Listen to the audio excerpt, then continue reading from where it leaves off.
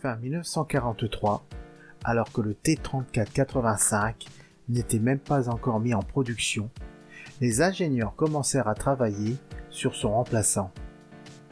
Les travaux réalisés sur le T-34M et le T-34 servirent de base de départ au nouveau modèle appelé Objet 136. Les essais de ce dernier, au début de l'année, avaient prouvé la supériorité des suspensions à barre de torsion sur le modèle Christie à ressort. On choisit donc d'en utiliser une.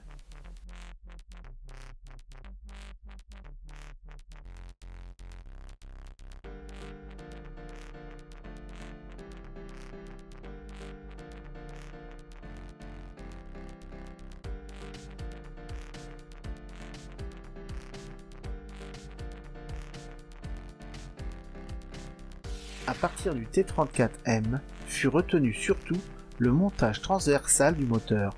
Cette nouvelle disposition permit de reculer la position de la tourelle sur le véhicule, celle-ci se retrouvant au centre.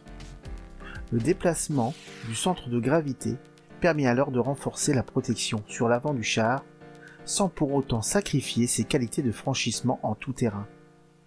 De plus, cela permettait une meilleure stabilité, augmentant nettement la précision du tir.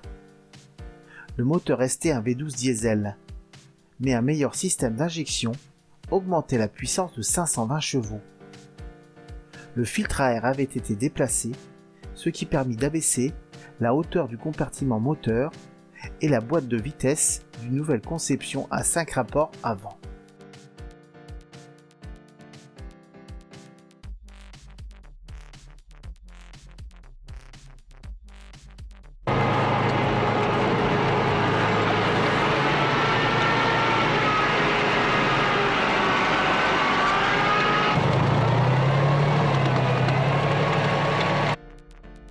Dans le but d'améliorer la protection, la trappe du pilote fut déplacée sur le toit de la caisse et le poste radio avec sa mitrailleuse de glacis supprimée. Le blindage avant de la caisse passa à 90 mm et celui de la tourelle atteignit 120 mm. L'armement des premiers prototypes était constitué par le canon D5T de 85 mm, puis D25-44T de 122 mm. Une variante du canon D25T montée sur le char IS-2 caractérisée par une munition avec la charge intégrée qui était censée augmenter la cadence de tir du canon. Les essais menés début 1944 révélèrent que l'usage d'une munition aussi lourde et longue dans cette tourelle étroite ne permettait pas de dépasser 2 ou 3 coups par minute, et à cela s'ajoutait un apport très insuffisant de 24 obus. La variante avec le canon 122 mm fut donc assez rapidement abandonnée.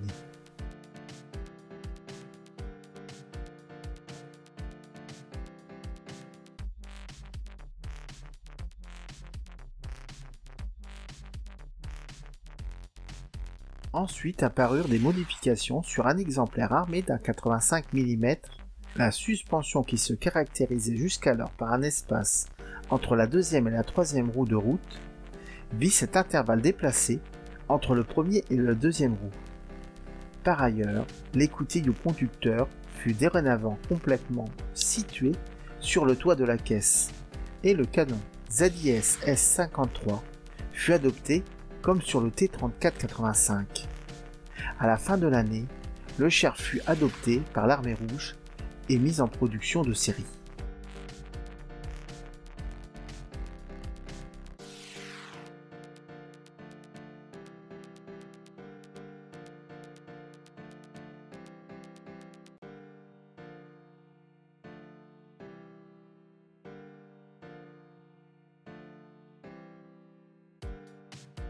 Il fut produit 965 exemplaires, fin 1945, et une variante avec un canon de D5T de 100 mm et des jupes blindées à 6 mm contre les armes à charge creuse. Mais dès 1946, les prototypes du T54 étant prêts, tout développement fut annulé. La production de masse dura jusqu'en 1947 pour un total de 1823 exemplaires. Les T44 furent modernisés une première fois en 1961. en uniformisant tous les éléments possibles avec son descendant, et en 1966, ils reçurent une stabilisation du canon. Les derniers exemplaires quittèrent le service actif à la fin des années 1970.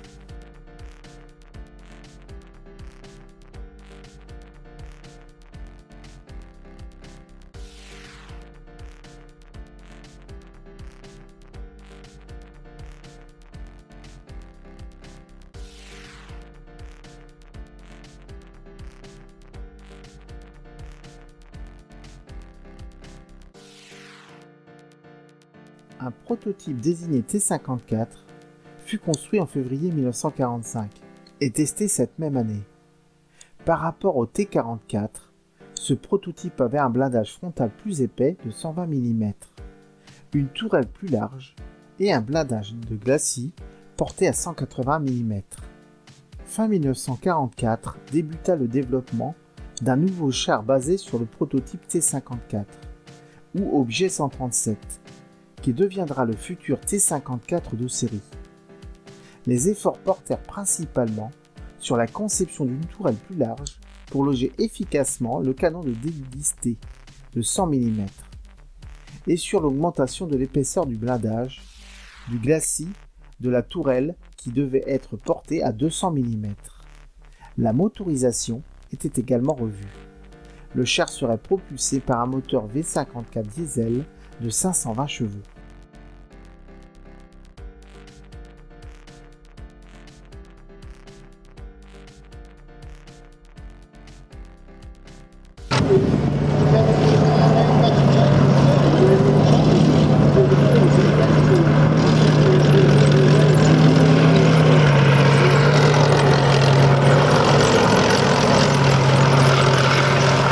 Le prototype de l'objet 137 sortit de l'usine en juillet 1945 et ses essais furent menés entre juillet et novembre.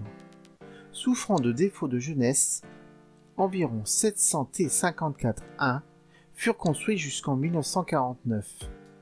Cependant, le T-54 ne donna pas satisfaction. Pour distinguer des versions ultérieures, le premier modèle du T-54 fut ensuite rebaptisé T-54-1 ou T-54 modèle 1946. L'un des principaux défauts du T-54-1 était la faible quantité d'obus importés, du fait de leur taille. De plus, la forme de la tourelle laissait à désirer.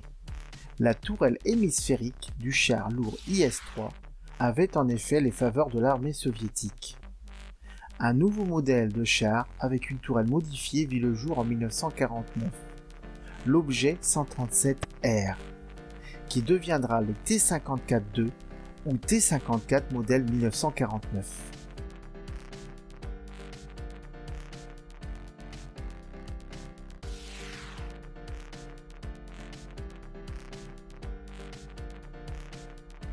En plus de la nouvelle tourelle, le T-54-3 reçut un viseur télescopique, ainsi qu'un générateur de fumée TDA. Le T-54A fut doté d'un système de stabilisation permettant au char de tirer en marche. Les évaluations menées sur un M4 Sherman américain à la fin des années 1940 avaient démontré que l'ajout d'un stabilisateur sur le canon pouvait faire passer la probabilité de placer un coup au but en marche de 3% à 30%. Il permettait de stabiliser le canon dans le plan vertical. L'objet 137G, futur T-54A, incorporait donc un stabilisateur, ainsi qu'un évacuateur de fumée placé à l'extrémité du canon, rebaptisé D10TG dans cette configuration. Mais les améliorations apportées ne se limitèrent pas à l'armement. Ce char fut doté d'un Schnorchel OPVT-V lui permettant de franchir les cours d'eau de 5 mètres de profondeur, d'un nouveau périscope infrarouge TVN1, d'un viseur télescopique modernisé et de nouvelles radios.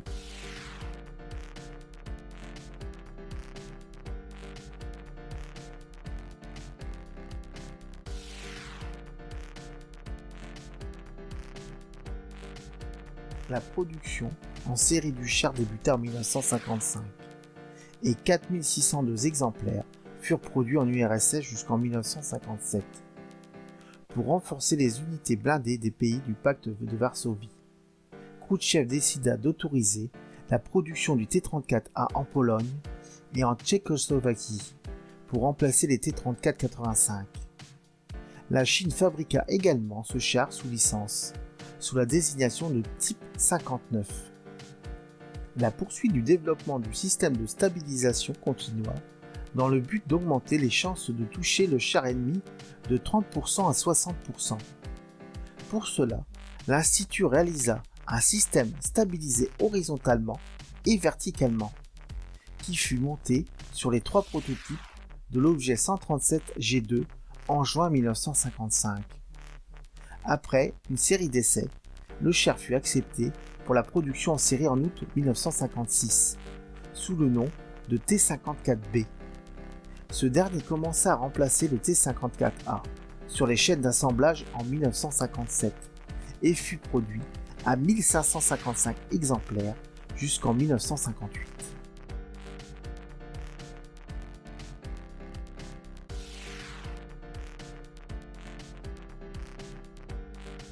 Le T-54B reçut au cours de sa production plusieurs améliorations, dont l'ajout d'un phare de recherche infrarouge Luna 2 et en avril 1959, du viseur nocturne associé et d'un projecteur infrarouge.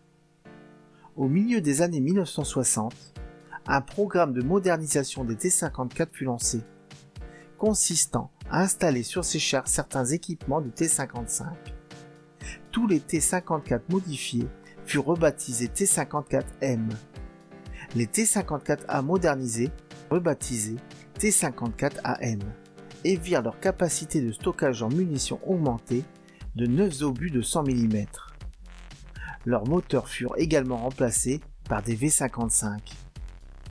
En 1977, le KBTM Domsk lança un nouveau programme de modernisation incluant l'ajout d'un télémètre laser. Les T-54K recevant ces modifications furent rebaptisés T-54KM.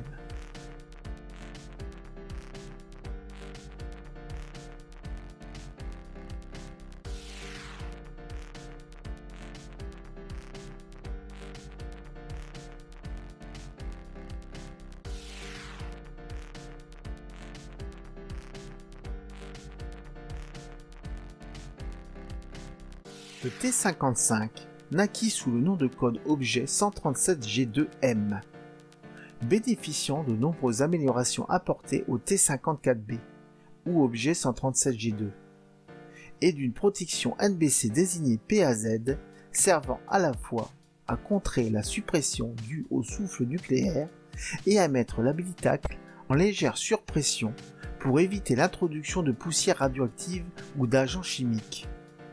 La motorisation du blindé fut améliorée grâce à l'introduction du V55 développant 580 chevaux. Pour augmenter l'autonomie du char, un réservoir de 300 litres fut ajouté à l'avant de la caisse, portant les réserves de gazole à 680 litres. La capacité de stockage des munitions de 100 mm fut portée à 43 obus contre 34 sur le T-54.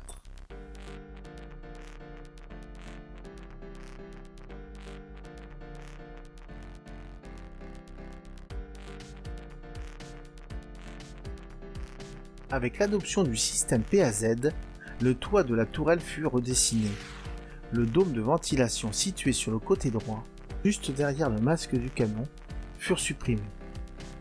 Les crochets de levage furent réduits à 3, les deux se trouvant de part et d'autre de l'arrière de la tourelle, étant remplacés par un unique crochet au centre.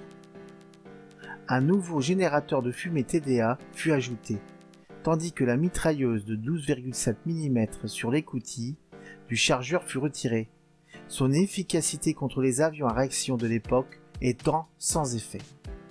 Les essais se déroulèrent durant fin 1957 et début 1958. Le nouveau char fut prêt pour le service sous l'appellation T-55 ou objet 155. La production commença en juin 1958 et s'arrêta en juillet 1962, avec 8435 exemplaires construits.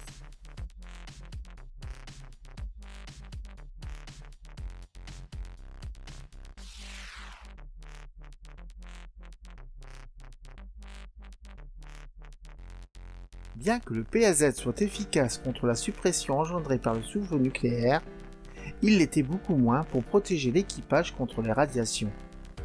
Pour remédier à cette faiblesse, l'équipe d'ingénieurs développèrent un revêtement imperméable aux radiations baptisé POV. Ce revêtement formé d'une toile plastique imprégnée de plomb fut utilisé dans le cadre du développement de l'objet 607 en 1961.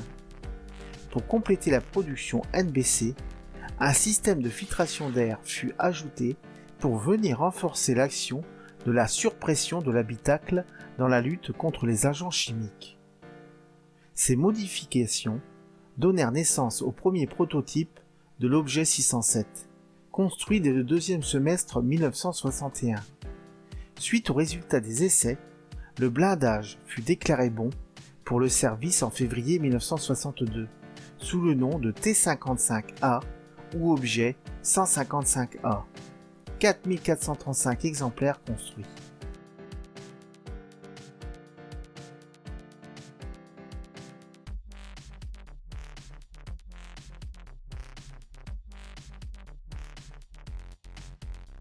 Diffusion de plus en plus large au cours des années 1960 de missiles anti-chars dont la capacité de pénétration était bien supérieure à celle des obus, conduisit les ingénieurs soviétiques à rechercher des moyens d'accroître la protection des chars face à cette menace. Pour les chars déjà en service, un premier système de protection baptisé ZET-1 fut développé en 1964. Ce système se déployait de la manière d'un parapluie sur l'avant du canon pour protéger le char des attaques frontales. Il ne fut pas retenu pour équiper les T-55. Et il fallut attendre la fin des années 1970 pour qu'un programme de modernisation voie le jour. La refonte de ces blindés comprenait principalement l'ajout d'un surblindage développé par les jupes latérales et du système de contrôle de tir Volna comprenant le télémètre laser, d'un nouveau viseur, d'un calculateur balistique et un système de stabilisation. Le moteur remplacé par le V55U turbocompressé développant 620 chevaux et d'un nouveau poste de radio.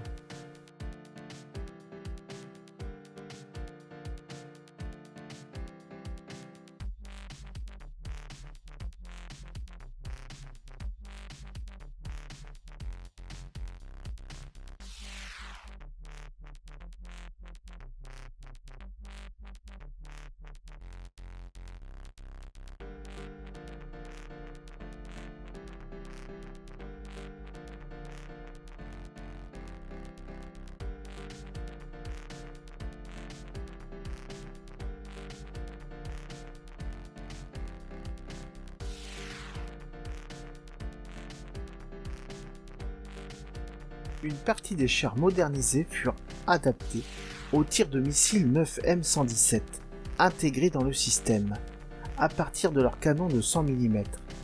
Pour le guidage du missile, le viseur fut remplacé. La dotation en missiles des T-55M variait de 4 à 6 exemplaires.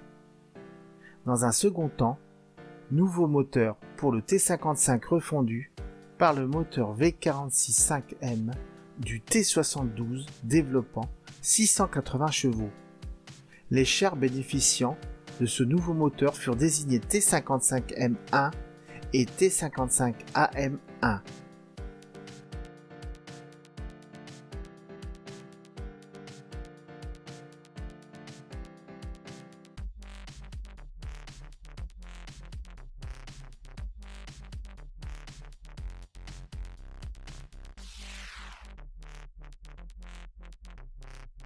Après la mise au point du blindage réactif Contact en 1983, certains T-55 furent dotés à partir de 1985 d'un nouveau blindage.